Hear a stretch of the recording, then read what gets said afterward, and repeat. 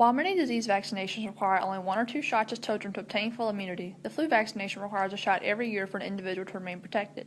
However, as Science News reported in October, that may be about to change. We are getting close to a universal flu vaccine that would only need to be given once.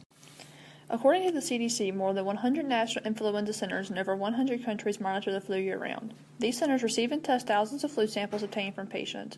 The laboratories then send samples to the 5 World Health Organization collaborating centers for reference and research on influenza. The 5 centers are the Center for Disease Control and Prevention in Atlanta, the Francis Crick Institute in London, the Victoria Infectious Disease References Laboratory in Melbourne, the National Institute for Infectious Diseases in Tokyo, and the National Institute for Viral Disease Control and Prevention in Beijing.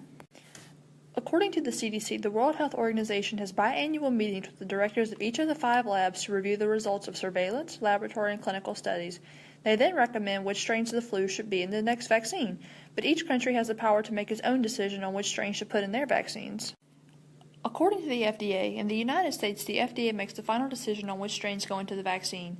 According to Paige French, a nurse practitioner, the scientists at the CDC look to eastern countries to see which strains of the flu are impacting them, so we can be prepared against those strains. They look to the east in the world that gets the flu first, and they look at the strains that are presenting themselves, and then they guess about what strains we're going to get based on what the East has gotten.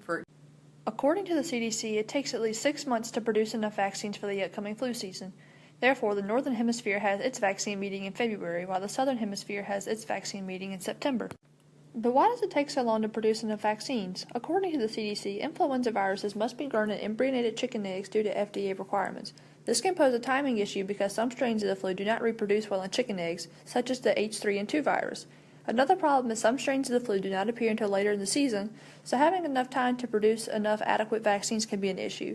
These are just a few reasons why we need a universal flu vaccine. According to Laura Beal, a health and science journalist, scientists are now looking for ways to make a universal flu vaccine to eliminate the need for predicting strains for a new vaccine every year, making it a one-time vaccine. Beal says that some scientists are trying to find a stable molecule that will allow for the head of the virus to be absent so that the immune system can attack the stem of the virus. She says that other scientists are attempting to find a way to put every mutation of the flu into one vaccine, so it is very possible that in the near future that the flu vaccine will only require one injection.